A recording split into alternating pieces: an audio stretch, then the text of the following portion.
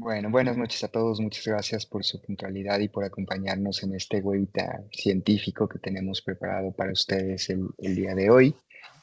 Para mí es un placer darles la bienvenida a este webinar que preparamos acerca de un tema sumamente relevante y que tiene que ver con cómo nosotros podemos transformar la vida de muchos pacientes cuando tenemos una sospecha acerca del trastorno de sueño que nos permita tener un diagnóstico oportuno y mejorar de manera integral la calidad de vida de muchos de nuestros pacientes. Así es que agradecemos muchísimo la oportunidad y estos minutos de charlar con ustedes.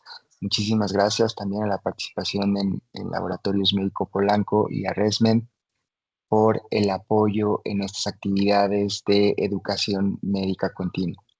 A nombre de NeuroExpand les damos la bienvenida. Afortunadamente tenemos ahora ya dos centros totalmente equipados, tanto en Pedregal como en Interlomas, en donde podemos ofrecer todos nuestros estudios y nuestros servicios de sueño. Y por supuesto también dos implants, uno en Capital Medical Center Revolución, y también estamos trabajando directamente en el Laboratorios Médico Polanco Querétaro para ofrecer a ustedes estas alternativas. Así es que bienvenidos al webinar científico denominado El factor de riesgo que estamos dejando pasar, muy enfocado a trastornos de sueños, riesgos cardiometabólicos y deterioro cognitivo que a la larga tiene un impacto muy importante en nuestros pacientes. Y para esta noche quiero agradecer eh, la participación de la doctora Yadira Rodríguez. Ella es neumóloga, especialista en sueño, con muchos años de experiencia y trabajando en el Instituto Nacional de Enfermedades Respiratorias, a la cual le doy las gracias por esta participación y compartir con nosotros esta noche la información que preparó para nosotros. Y también quiero agradecer al doctor Josué Elías López, cardiólogo, que está trabajando activamente en una detección oportuna y de manera muy integral, viendo a pacientes con problemas cardiometabólicos y cómo puede mejorar la vida de estos pacientes cuando hay una sospecha y un diagnóstico de trastornos de sueño. El doctor, por supuesto, es especialista, egresado de la UNAM, con amplia experiencia tanto en el sector público como en el privado, lo cual agradezco mucho su participación el día de hoy. Y sin más preámbulo, quiero darle la bienvenida a la doctora Yadira Rodríguez para que habla a este webinar hablando de la apnea obstructiva de sueño, la sospecha y el diagnóstico oportuno. Así es que bienvenida, doctora. Muchísimas gracias por estar aquí con nosotros y te dejo los micrófonos. Gracias Vicente, gracias a Neurospan, a ResMed y a todos ustedes que nos acompañan el día de hoy. Les traigo algo de información clínica que a todos nos conviene y bueno, que espero sea de su utilidad. Y bueno, vamos a empezar, vamos a entrar a materia. Por acá, no sé si todos pueden ver mi pantalla. Y bueno, muy bien, entonces vamos a ver en quién vamos a estar sospechando esto y por qué. El contexto epidemiológico en el que estamos hoy en día nos obliga a todos los profesionales de salud a estar actualizándonos, pero también al tanto acerca de la apnea del sueño. ¿Y esto por qué? Porque es un problema, es un trastorno de la respiración con mucha implicación cardiovascular y neurocognitiva como complicación, pero que actualmente se espera que vaya en incremento durante los siguientes 20 años. La prevalencia actualmente se estima de 34% y se espera que suba hasta 46%. Se pueden imaginar que detrás de esto hay dos factores importantes de este incremento y es pues el incremento de la obesidad y el incremento de la esperanza de vida de la población de más de 60 años. En general, las mujeres van a ser el grupo que más se va a ver afectado con un incremento relativo hasta el 65%, pasando del 22 al 37%. Cabe mencionar que esta prevalencia tan elevada que les estoy mostrando es cuando se toma en cuenta un índice de apnea-hipopnea a partir de 5 eventos por hora. Es decir, que alguien ya tenga apnea desde el grado leve, diríamos que 1 de cada 3 en general. Personas de más de 40. Y bueno, en el grupo de los hombres también se espera un incremento hasta del 20%, pasando del 45 al 54%. Como les comenté hace un momento, pues bueno, ¿qué es lo que está pasando con la pirámide poblacional? Sabemos que esta pirámide se está invirtiendo y que ahora tenemos ya más personas, vamos a tener más personas, de hecho, los siguientes 20, 30 años, de más de 60 y la población joven. De hecho, los nacimientos sabemos que han ido cayendo año con año. Y bueno, los factores que van a explicar este aumento de prevalencia, pues como lo mencioné, el tema de la obesidad, que lamentablemente si no entran más estrategias de salud para disminuir el crecimiento de la obesidad, vamos a seguir viendo más complicaciones relacionadas a la misma, el envejecimiento de la población. Y en el grupo de las mujeres, que diría yo está un poco descuidado, ya que tienen una presentación clínica diferente las mujeres en el contexto de la apnea del sueño. Hemos estado aprendiendo los últimos años que los cambios que lleva la menopausia, es decir, este descenso hormonal, contribuye también a la aparición de más apnea del sueño en este grupo de pacientes. De tal suerte que, pues en general, desde transiciones hormonales en el grupo de las mujeres en periodo menopáusico, variaciones anatómicas y fisiológicas en la población, como podemos tener pacientes con micrognatias, retrognatias, cambios en el índice de masa corporal con la edad, y también un subdiagnóstico histórico. Esto hace que en general aumente ya más el diagnóstico de la apnea del sueño. Y bueno, tenemos también diferencias clínicas que a veces no tenemos en cuenta cuando estamos buscando a pacientes con apnea o pensando en pacientes con apnea. Tenemos los síntomas clásicos que los vemos más frecuentemente en los hombres. Perdón, no sé si se perdió por acá a mí. Aquí está. Que vemos más clásicamente en los hombres, como son los ronquidos, la somnolencia evidente, tienden a ser más apneas pronunciadas. Cuando llegan a usar CPAPs con presiones más altas. Es frecuente que lo que más nos manden a la consulta de pacientes con apnea sean los hombres. Y bueno, hoy en día ya sabemos que la apnea puede nada más manifestarse con falta de energía durante el día, con insomnio durante la noche, es decir, despertares continuos a lo largo de toda la noche. No generalmente, o sea, puede no haber un ronquido intenso frecuente. Y bueno, ¿en dónde van a estar estos pacientes con síntomas o sin síntomas? ¿En dónde los vamos a encontrar? Estos pacientes están desde la consulta médica, que vienen a tratarse por otra condición, por hipertensión arterial, por control de peso, dentro del contexto de una valoración prequirúrgica. Y aquí quiero hacer mención al paciente que va a ser sometido, por ejemplo, a una cirugía bariátrica. Ese tipo de pacientes tienen una alta prevalencia de apnea del sueño. O incluso también aquellos pacientes que van a ser sometidos a una evaluación laboral, un check-up, que cada vez están preguntando más dirigidamente los síntomas relacionados a apnea. Entonces, los síntomas de apnea con los que tenemos que estar vinculados pueden estar presentes tanto en el día como en la noche, y estos pacientes pueden aparecernos o en la consulta médica por otra comorbilidad, o en una valoración preoperatoria, o dentro de un ambiente de evaluación laboral. ¿Y por qué es importante detectarlos? Porque ya vimos que la prevalencia es alta, ¿no? En general es alta tanto en hombres como en mujeres, que puede generar complicaciones postoperatorias como insuficiencias respiratorias hipoxémicas, puede ocasionar accidentes automovilísticos. Es una de las principales también complicaciones en aquellos pacientes con alta carga de síntomas, o en aquel paciente que solo viene a control hipertensivo. Puede estar en persistencia de descontrol arterial porque no se han identificado o no se han buscado de manera intencionada síntomas que vinculen o que hagan pensar que el paciente puede estar cursando con apnea del sueño.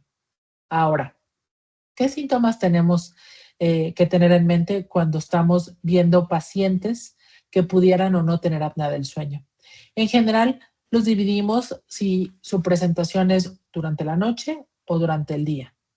Y bueno, se recomienda ir encaminadamente a preguntarle, oiga, ronca, ¿qué tan frecuente ronca? Para nosotros decir que un ronquido frecuente es cuando es más de 4 noches por semana, si el ronquido se escucha por fuera de la habitación, si la pareja o la familia le ha dicho que pause su respiración mientras está dormido, se ha despertado como tal ahogándose, se mueve mucho esa persona mientras duerme, se despierta frecuentemente sin encontrar un motivo claro, orina más de 2 veces por noche, tiene un sueño agitado, le da trabajo conciliar el sueño por la madrugada después de estos despertares, presenta reflujo gastroesofágico o sudoraciones, diaforesis por la noche, ¿no?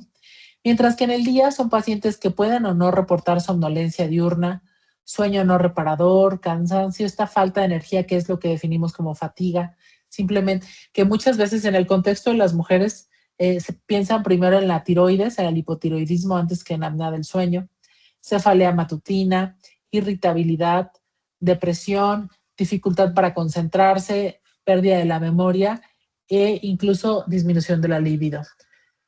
Y bueno, aquí quiero hacer una pausa con el tema que todos esperamos ver, pero que la verdad no es tan frecuente y que más bien lo vemos más frecuente en la población en general, sin que por ello implique que toda la población tenga apnea, y es la somnolencia excesiva diurna. ¿Y a qué nos referimos? La somnolencia simplemente es un síntoma que representa que algo no está bien, ¿no? O que estamos durmiendo poco o que estamos durmiendo mal, ¿no? Y se define como la propensión a quedarse dormido en situaciones inapropiadas, pero más que en situaciones inapropiadas, yo diría que en situaciones de bajo estímulo, como podría ser en una junta, al estar viendo la televisión, como pasajero en un autobús o como copiloto en el automóvil. Y bueno, hay un puntaje que evalúa 8 escenarios a lo largo del día, al estar viendo la televisión, después de comer, como copiloto, y pregunta dirigidamente qué tan probable es que te quedes dormido en estos 8 escenarios que les comento de la vida cotidiana. Decimos que un paciente tiene somnolencia excesiva diurna cuando tiene más de 11 puntos en esta escala, 11 puntos o más.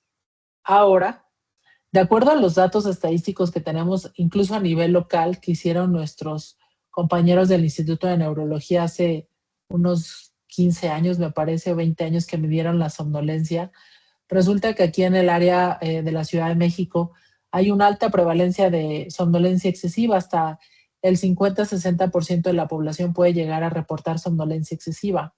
Y la principal causa hoy en día es la privación crónica de sueño, o sea, el dormir poco. Y esto pues se entiende por el traslado que implica, o sea, las horas de traslado que llevamos, por también la falta de noción de lo relevante que puede ser para la salud el no dormir lo suficiente. Y bueno, factores sociales, ¿no? Entonces, de tal suerte que la somnolencia es frecuente, pero no necesariamente es vinculativa a la apnea del sueño. Ahora, si nos vamos a los pacientes con apnea del sueño, solo la mitad de los pacientes va a tener somnolencia excesiva diurna. Por lo que si solo esperamos ver pacientes con apnea que tengan somnolencia, pues estamos en un grave error. Ahora, ya que estamos en la revisión clínica del paciente, ¿qué aspectos de la valoración física podríamos ya pensar que puede implicar un riesgo para apnea? Por supuesto, como les comenté desde un inicio, la obesidad, que es la que está empujando a que haya cada vez más apnea. Y esto es el hallazgo más consistente y de los que más aumenta la probabilidad de tener apnea, ¿no? Un paciente con un índice de masa corporal por arriba de 30 ya es 6 veces más probabilidad de tener apnea. ¿Y esto por qué?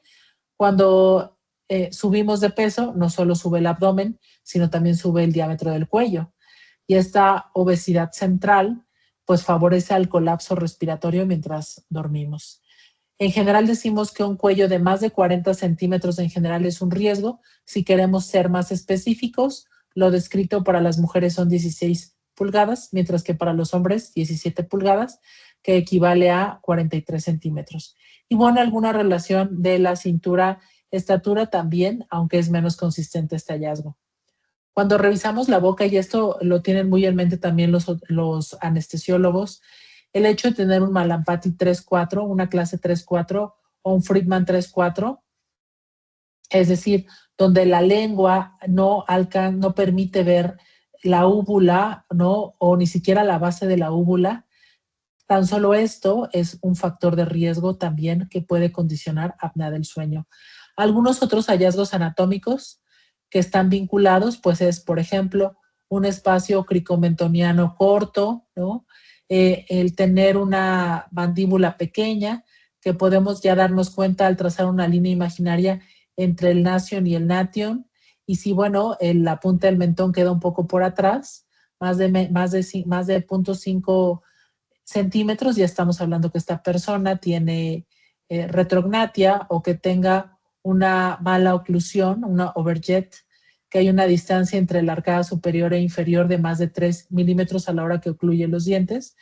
Bueno, todos estos factores anatómicos están descritos como factores de riesgo. Y bueno, de las comorbilidades, que las vemos continuamente, ¿no? Si tan solo pensamos que el 30% de la población tiene hipertensión arterial, pues bueno, la hipertensión arterial es la comorbilidad más asociada junto con la obesidad para tener apnea del sueño. Pacientes con fibrilación auricular, insuficiencia cardíaca, hipertensión pulmonar, estos pacientes con insuficiencia renal que están en etapa sustitutiva, ya sea en hemodiálisis o en diálisis peritoneal, más del 80% de los pacientes pueden tener apnea del sueño. El embarazo, sobre todo en el tercer trimestre, y bueno, también si está desde el inicio, esto puede favorecer a la hipertensión arterial. ¿Cuántas veces hemos escuchado que el ginecólogo pregunte, el obstetra, a la mujer embarazada si ronca, ¿no? Y la verdad es que es muy vinculativo la presencia de apnea durante el embarazo para complicaciones de retraso de crecimiento para el producto. Pacientes que han tenido ya eventos vasculares cerebrales, más del 50% de prevalencia de apnea del sueño, pacientes con EPOC, asma, acromegalia y síndrome de Down, el 90% de los pacientes con síndrome de Down van a tener apnea del sueño grave por diversas situaciones anatómicas que presentan. La macroglosia, la hipotonía muscular, la tendencia a la obesidad que llegan a presentar. Entonces, si se fijan, sobre todo las principales, las comorbilidades iniciales que les mencioné, todos las hemos visto, las vemos, y bueno, hay que considerar que todo este grupo de enfermedades puede llegar a tener hasta más del 40% de prevalencia de apnea del sueño. Ahora, si todavía no tenemos tan afilado el sentido clínico de qué paciente puede tener o no apnea, y aparte, algo que no les he mencionado y que es muy relevante, de los últimos años de la fenotipificación clínica, o sea, cuando se han intentado como agrupar a los pacientes con apnea del sueño de acuerdo a los síntomas, pues tenemos al clásico que es el somnoliento, roncador, con problemas cognitivos ya. Este es el clásico que a todos nos viene a la mente, pero un 30% de pacientes son mínimamente asintomáticos o asintomáticos. Es decir, que no van a tener casi ninguno de los síntomas que les presenté hace un rato en cuanto a síntomas diurnos y nocturnos. Entonces, ¿qué nos queda? ¿Cómo vamos a identificar a quién vamos a mandar a prueba de sueño? Pues bueno, ya tenemos herramientas que podemos aplicar en el consultorio, como son cuestionarios de tamizaje para identificar a estos pacientes. Y bueno, aquí les pongo varios cuestionarios que son los más populares, los que más se han validado. Y sí quiero hacer aquí una aclaración. Les puse aquí la escala de somnolencia de Epworth y aquí vienen ya las 8 preguntas que evalúan la probabilidad de quedarse dormido del 0 al 3. Pero para nuevamente recalcarles que este es un cuestionario que ya está validado en la población, pero que simplemente va a medir la intensidad de un síntoma.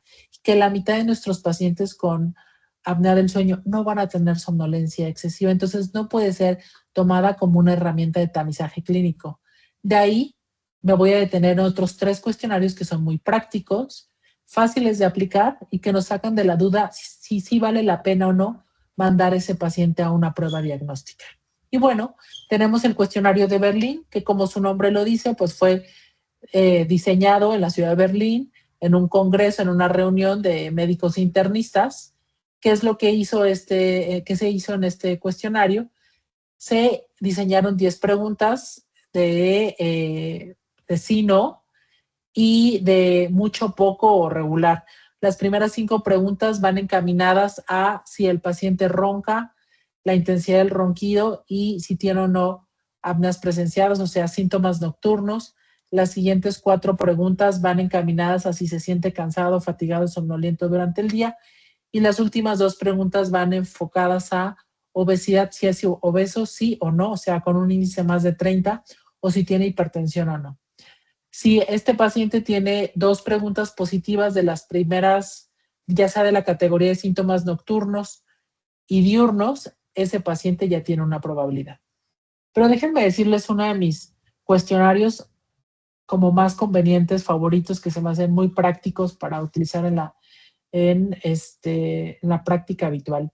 Y es el cuestionario de Stop Bank, el cual fue propuesto por la doctora Young, que es una anestesióloga en Canadá, y que, pues bueno, es muy fácil, son preguntas dicotómicas, y el stop con el bank hacen referencias a iniciales de los síntomas que estamos buscando.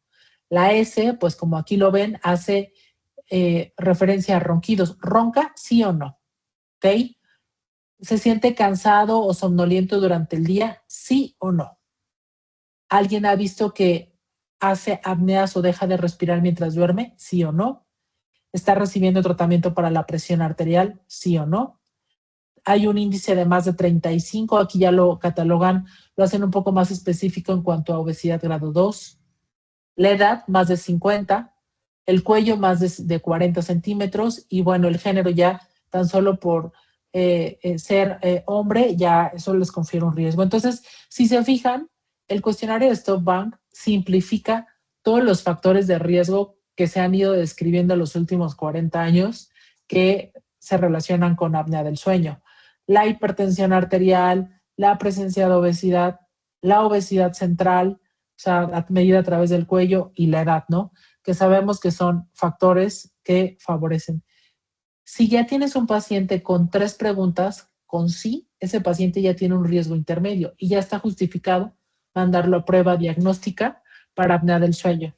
En el contexto de anestesiología es muy importante porque si es una cirugía electiva, ese paciente pues puede esperar a hacer una prueba diagnóstica de apnea del sueño y posteriormente usar su CPAP, ¿no? ¿Por qué? Porque si ese paciente, póngale que, bueno, y están entrando a cirugía muchísimos pacientes con apnea del sueño, pero pues es el paciente que, dependiendo de la severidad de la apnea, pero puede presentar que, ay, está saturando 85%, doctor. Oiga, se paró al baño y en el posoperatorio, ¿no? Paciente que cursa con hipoxemia durante el periodo posoperatorio, o incluso durante el transoperatorio o cuando lo están intubando, pues sí les mete algún susto, y a veces sí implica que el paciente tenga que quedarse más días en el hospital y pues sí, con un riesgo incrementado de complicaciones a corto plazo. Entonces, bueno, así divide de acuerdo al riesgo. Quédense con que 3 o más, 3 a 4 es un riesgo intermedio y más de 5 es un alto riesgo. Pero bueno, en general a partir de 3 ya está justificado mandar a prueba. Y bueno, uno de los últimos, me falta el NOSAS, pero no me voy a detener tanto. El SACS, que en el INER ancestralmente se utiliza muchísimo, es también de Canadá, un doctor de Canadá que lo propuse hace unos 30 años ya, y hace referencia, es muy fácil. ¿Qué es lo que hace? Se llama score clínico de apnea del sueño. Le mides la circunferencia del cuello al paciente, que sabemos que a mayor circunferencia de cuello, mayor probabilidad de tener apnea del sueño. Si ese paciente tiene hipertensión arterial, sumas 4 puntos. Si ronca, suma 3 puntos. Y si hace apneas presenciadas, 3 puntos. De tal suerte que a partir de 43 puntos ya es una probabilidad intermedia de tener apnea del sueño, y 48 más ya ese paciente pues te dice es apnea seguro sí, ¿no? Y esta es la más reciente, diría yo, el puntaje de NOSAS, que fue validada en población de Suecia y de Brasil, que también simplifica, igual que el Stop Bank, los factores de riesgo asociados a apnea. El hecho de que sea hombre, aquí en lugar de 50 años ponen 55, si es roncador, ¿no? Con 8 puntos ya se considera una probabilidad elevada. Entonces, fíjense, por ser hombre de más de 55, roncador, ya está justificado hacer una prueba diagnóstica de apnea del sueño.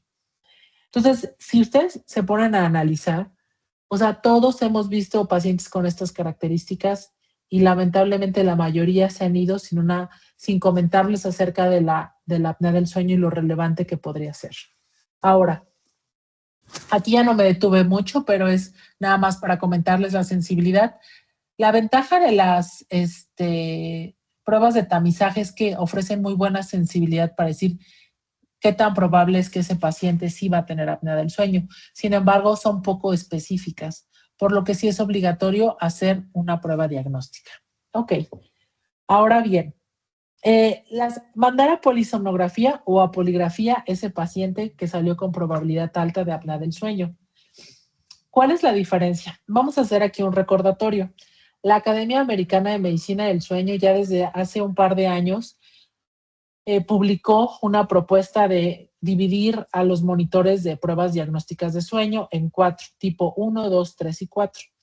Y en base a qué hizo esta clasificación, de acuerdo al número de señales que te dan los monitores.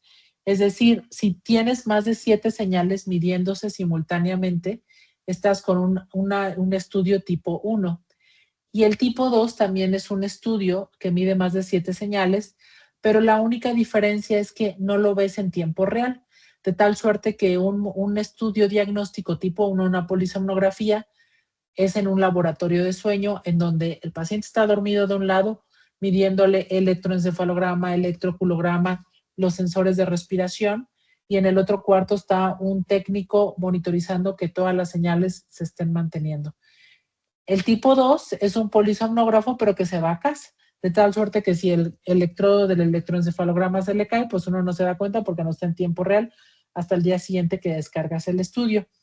Y el tipo 3, que diría yo es uno de mis favoritos, aquí en México le decimos poligrafía respiratoria, otros le dicen en Estados Unidos o en los europeos también lo conocen como home sleep test, estudio portátil de casa, que lo que hace y la diferencia entre los monitores tipo 1 y 2 es que simplifican la medición de señales y van muy enfocados a medir oximetría, respiración y pulso. O sea, van muy enfocados al tema respiratorio.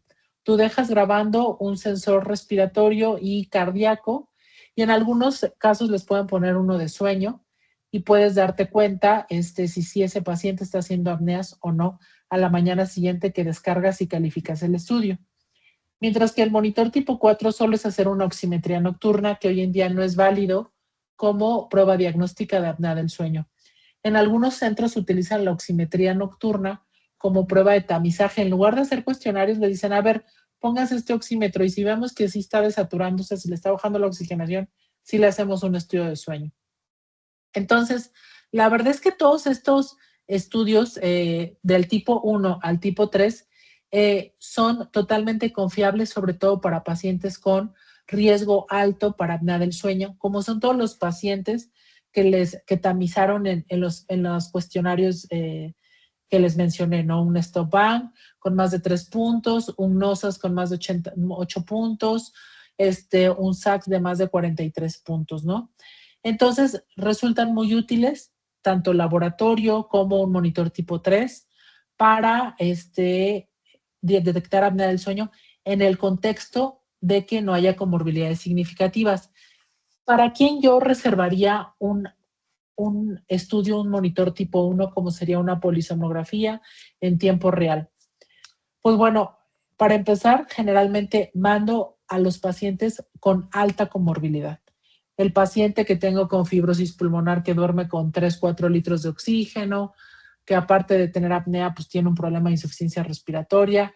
El paciente que tiene insuficiencia cardíaca, que tiene una FEBI marcadamente reducida y que es probable que tenga otro tipo de trastornos respiratorios como apnea central con Cheyne-Stokes. Paciente si es con una obesidad mórbida, pero mórbida, hablamos de más de 150 kilos, y aquellos pacientes con enfermedades neuromusculares, ya que ellos pueden tener otro tipo de trastornos respiratorios como sería la hipoventilación.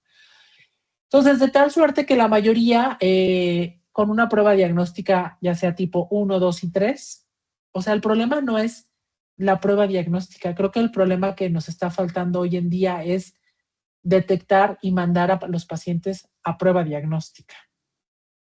Entonces, para no complicarse y para sintetizar todo, aquí en esta diapositiva pueden ver, es una propuesta del grupo español, se las voy a resumir, pero aquí lo comentan. Tú sospechas que ese paciente tiene apnea obstructiva del sueño y haces un cuestionario, un tamizaje, un Berlín, un NOSAS o un Stop y te sale una probabilidad intermedia o alta, mándalo a una poligrafía respiratoria, que es el tipo 3, para diagnóstico. Ok, este paciente tiene baja probabilidad, pero tú sientes, o sea, en tu tamizaje te dice que duerme mal, pero no es hipertenso, no está obeso, pero el paciente se queja de muy mala calidad de sueño, vete a la segura y ahí sí, hazle el estudio más sensible que tienes, que es la polisomnografía, ¿no? Y bueno, aquellos pacientes con otros trastornos de sueño que no justifiquen la clínica, o como les comenté, pacientes con enfermedades respiratorias o cardíacas avanzadas, o incluso que tengan un insomnio que deja la duda de que sí sea insomnio paradójico, mandarlos a polisomnografía. Pero para el resto, con un monitor tipo 3 es más que suficiente, ¿no? Entonces, aquí tenemos, como ya les comenté, ejemplificado los tipos de monitores, ¿no? Hoy en día hay mucha tecnología al respecto y bueno, que podemos concluir que el incremento de la apnea a nivel global nos obliga a estar familiarizados con los síntomas y las pruebas de escrutinio que hay. Son amplios la carga de síntomas y bueno, hay que tener en cuenta las comorbilidades. Existen múltiples escalas de predicción. Sin embargo, no son suficientes para hacer el diagnóstico. Hay que mandar a prueba diagnóstica a los pacientes. Y bueno, por mi parte sería todo. Creo que me extendí un poco de más y le paso los micrófonos al doctor Josué. Muchas gracias, doctora. Qué amable. Estoy listo. Muy bien, pues muchas gracias, doctora. Yo quisiera empezar, pues, agradeciendo a la doctora porque en muy poco tiempo nos hizo ver un panorama general muy importante respecto a este problema específico, incluyendo desde luego el manejo, el diagnóstico, la identificación y la sospecha clínica. Sin embargo, en mi opinión, desde luego, desde mi punto de vista como cardiólogo, creo que hay que también interpretar parte de todo este proceso ya en la vida real, ya que hoy por hoy las enfermedades cardiovasculares son las enfermedades que mayor problema provocan en términos de mortalidad y morbilidad en nuestro país y en el mundo. Y no podemos dejar de pensar que la apnea del sueño finalmente está estrechamente relacionado con la enfermedad cardiovascular y metabólica. Esto lo hemos repasado desde hace mucho tiempo, el colapso de la vía aérea, la presencia de episodios de hipoxemia intermitente que provocan microdespertares, una enorme descarga simpática y esto trae consecuencias cardiovasculares significativas. Por lo tanto, el paciente con enfermedades cardiovasculares, con síndrome cardiometabólico y renal, en realidad pareciera que está haciendo una prueba de esfuerzo autonómica cientos de veces. Tenemos pacientes que tienen índice de apnea hipopnea de 80 por hora y duermen 8 horas. Imagínense la cantidad de eventos, de episodios de esfuerzo literalmente autonómico que desencadena un desafío importante para el sistema cardiovascular y en general en todo el cuerpo. Rápidamente intentaré compartir con ustedes 3 casos clínicos que en mi opinión son muy reveladores en términos de la necesidad de identificar a los pacientes clínicamente de alto riesgo con sospecha de apnea del sueño, que usualmente tienen alto riesgo cardiometabólico y la suma de esto, de la integración de estos pacientes como la oportunidad de empezar una prevención cardiovascular mucho más temprana. Empezaré con el primer caso. Este es un hombre de 49 años. La verdad es que es una persona es un empresario de buenas condiciones económicas, le gusta jugar pádel, hace 3 partidos por día, 3 veces a la semana. Sin embargo, el paciente tiene obesidad, tiene 111 kilos para un índice de masa corporal de 34. Yo lo conocí por primera vez en 2020 cuando debutó con flóter auricular y a partir de ahí dejó de verme hasta diciembre del 2024, cuando presenta nuevamente palpitaciones en la madrugada. Yo lo atiendo, encontramos que tiene fibrilación auricular, muy parecido con el flóter.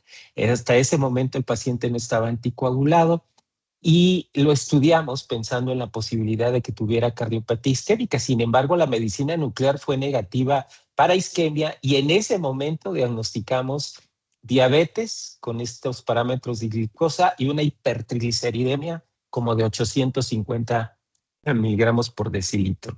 Entonces, no era un pacientito que solo hace deporte y se dedica a estar en buenas condiciones, sino es un paciente complejo, considerando que tiene obesidad grado 1, diabetes de reciente diagnóstico, dislipidemia heterogénica, y además en riesgo con la actividad física tan intensa sin una preparación física. Este es el electrocardiograma inicial. Aquí era un flóter original, efectivamente. Vean ustedes las imágenes en dientes de sierra. Y después se confirma la presencia de fibrilación auricular con ondas F. Se degenera sin duda hacia esto. Lo que llamaba la atención en el Holter que le hicimos en esa ocasión era que el paciente estaba teniendo en un día el 26% era ritmo de fibrilación auricular, 10 horas continuas manteniéndose en fibrilación auricular con frecuencias hasta de 168 latidos por minuto, por eso las palpitaciones. Y lo que destacaba era que de este 26%, más de la mitad de este porcentaje estaba sucediendo en la noche, durante el sueño. El mismo software del Holter, basado en la variabilidad de la frecuencia cardíaca, ya hacía una estimación alta de un índice de apnea-hipoapnea medido a través de esto. Por lo tanto, decidimos nosotros pensar en la posibilidad de hacer una polisomnografía debido a la alta probabilidad que tiene. Aun cuando no tenía 60 años, el paciente tenía obesidad importante, ronquido, somnolencia y trastornos metabólicos significativos. Por lo tanto, empezamos anticoagulación, manejamos los factores de riesgo, pero ¿qué había en el fondo? ¿Qué estaba explicando esta carga?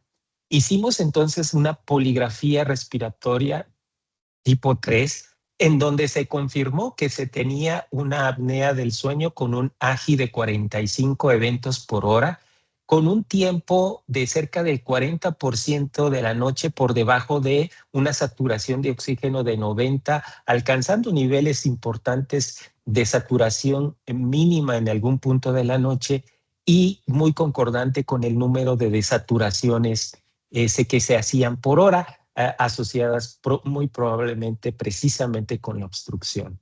Esto fue muy revelador y de manera significativa porque claramente explicaba por qué el paciente estaba teniendo tanta carga de fibrilación auricular y probablemente por qué estaba recurriendo constantemente con esta arritmia. Por lo tanto, desde luego el tratamiento es controlar la arritmia, la anticoagulación, prevenir eventos cardiovasculares, controlar lo metabólico.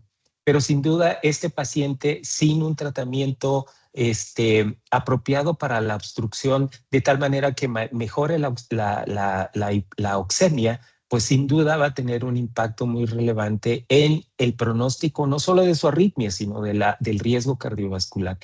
Desafortunadamente, el paciente no acepta y nunca pudo ponerse el CPAP hasta la fecha, por lo que he perdido el seguimiento con él.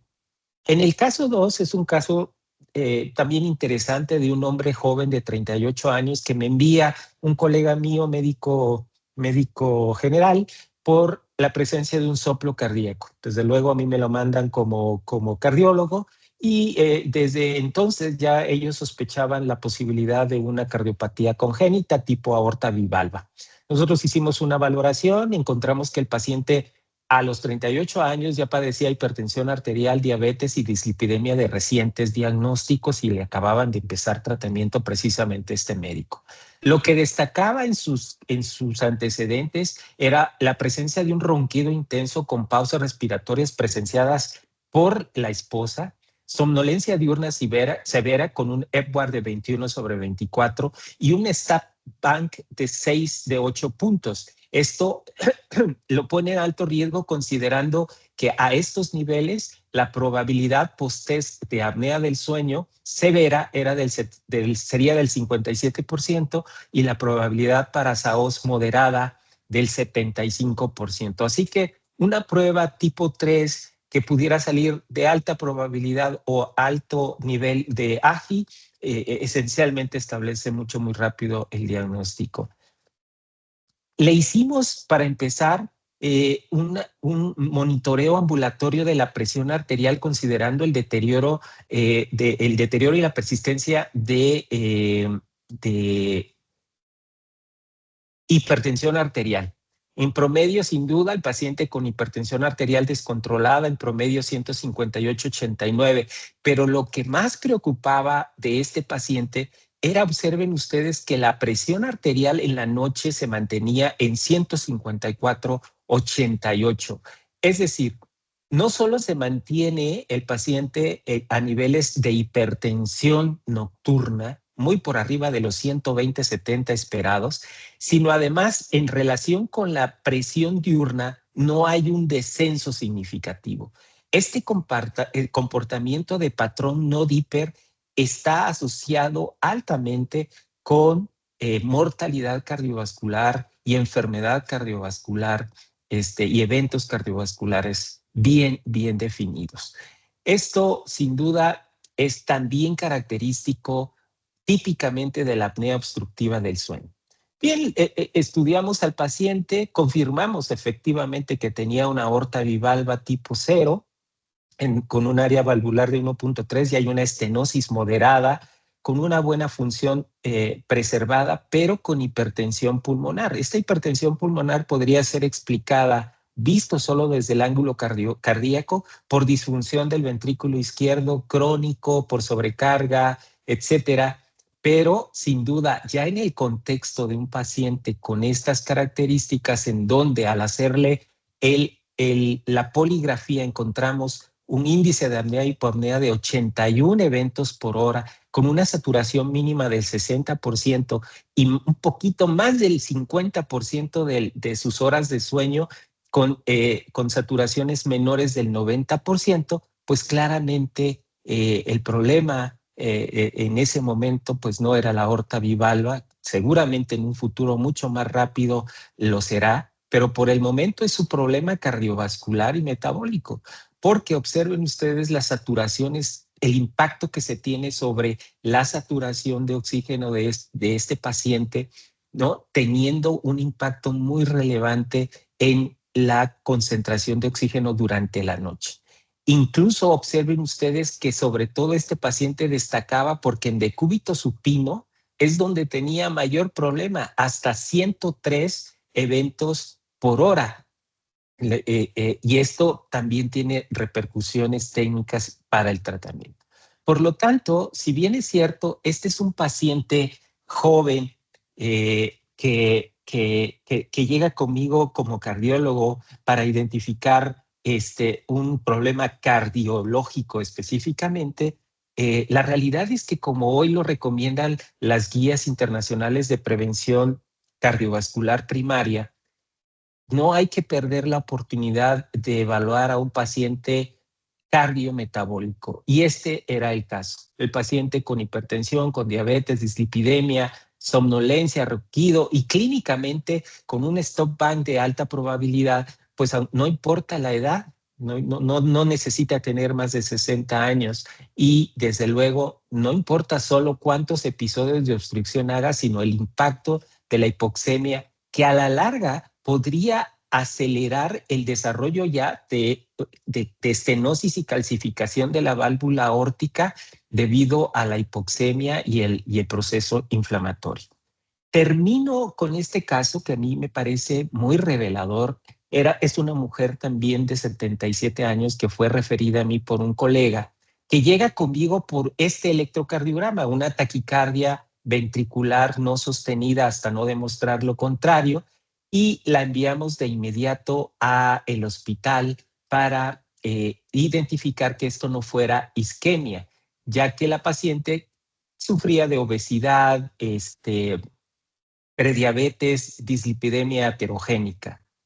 Con este electro se mandó a cardiología, al hospital de cardiología, se le hizo cateterismo y no se encontraron lesiones obstructivas significativas, únicamente ectasia coronaria, que es este diámetro mucho más desproporcionado. Comparen el diámetro de este vaso contra el de la coronaria derecha y este otro, y las lesiones. Sin embargo, pues no había una oclusión que sugiriera que hubiera isquemia aguda.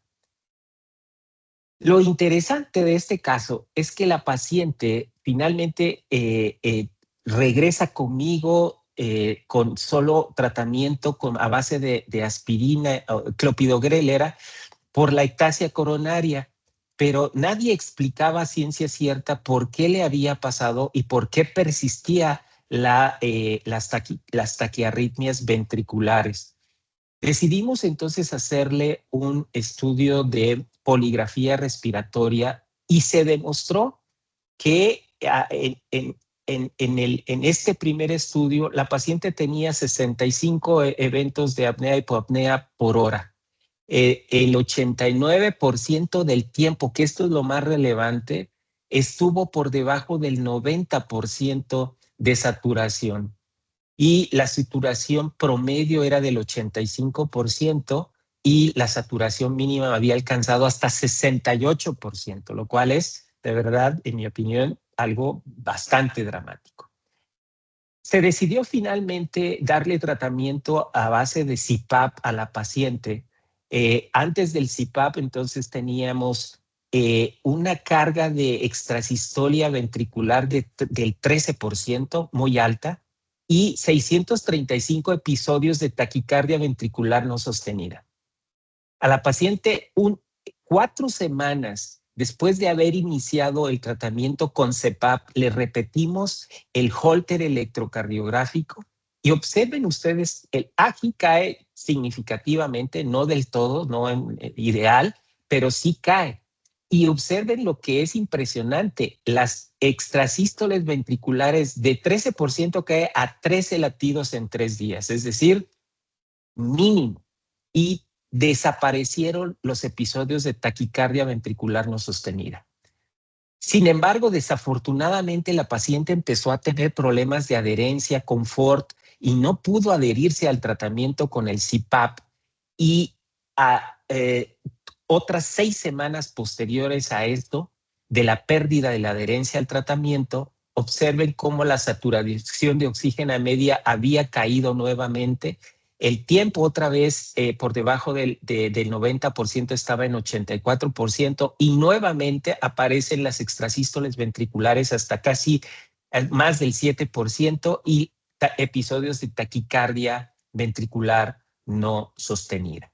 Aquí están los Holter, lo puse esencialmente para que ustedes puedan ver más específicamente la concentración enorme de taquicardia y de arritmias ventriculares predominantemente durante la noche, ¿no?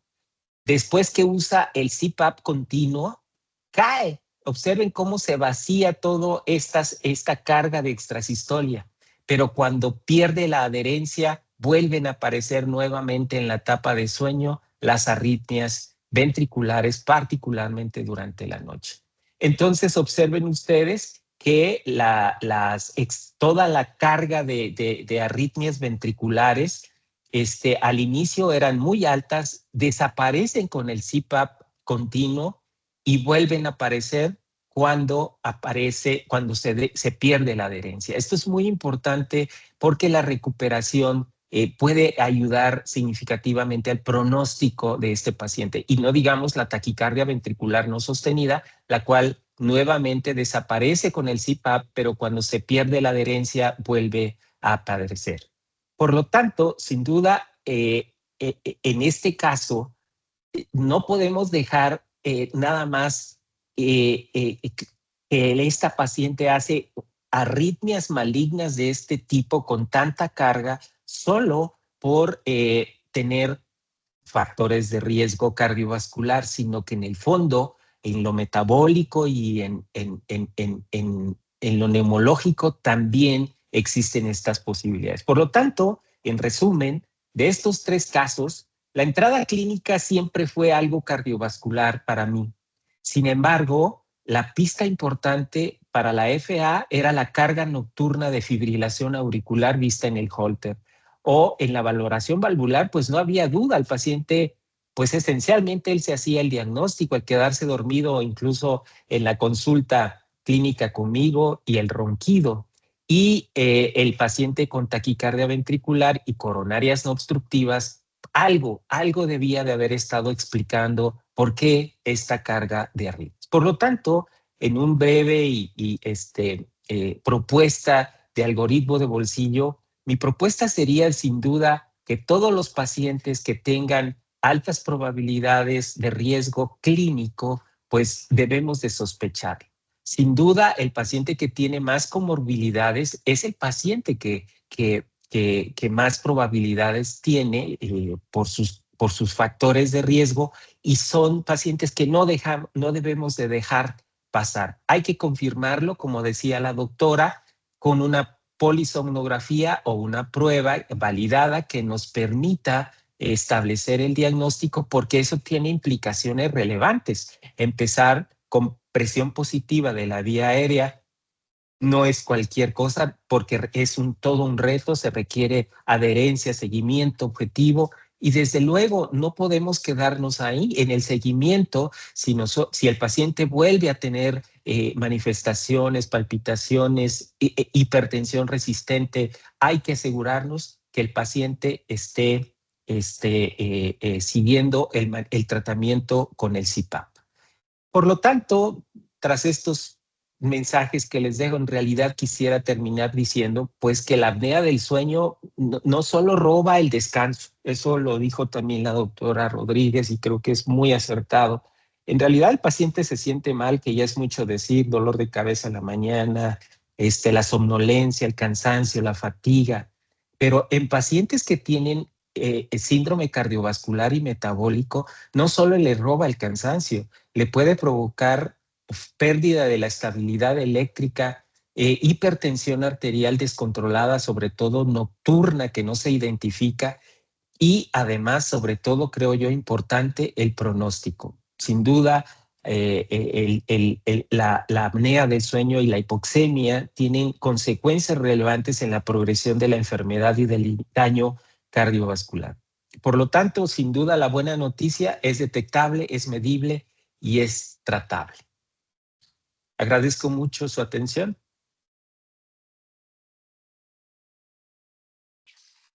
Muchísimas gracias, doctor Josué. Por supuesto, a la doctora Yadira por compartirnos esta gran experiencia. Creo que nos han llevado a un viaje desde el diagnóstico, la sospecha y cómo un paciente diagnosticado podemos controlar esta enfermedad de manera integral. Muchísimas gracias por su participación y por su tiempo. Estamos prácticamente sobre el tiempo. No sé si exista alguna duda, alguna pregunta, algún comentario de la audiencia.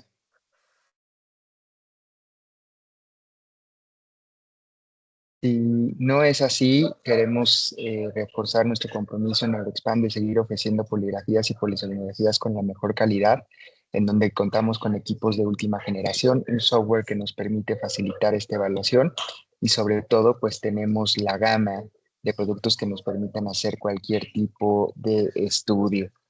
Creo que para nosotros lo más importante es poder adaptarnos a las necesidades que tienen los médicos especialistas acerca de una poligrafía o una polisomnografía que puedan utilizar, ofreciéndole a nuestros pacientes y a nuestros médicos tecnología que nos permitan hacer una evaluación tanto ambulatoria como en nuestro centro de una manera integral, adaptándolos a las necesidades de cada paciente, por supuesto también ofreciendo estos estudios ambulatorios y mejorando mucho la calidad de diagnóstico y de reportes para nuestros especialistas y puedan tomar la mejor decisión. Al final, nosotros podemos contar con una herramienta de diagnóstico que les permita tomar la mejor decisión basada en los mejores criterios, garantizando que el estudio fue realizado con la mejor tecnología y que nos permite a través del software que tenemos dar un reporte integral con video integrado, cuadrando todas las variantes para que ustedes puedan llegar al mejor diagnóstico.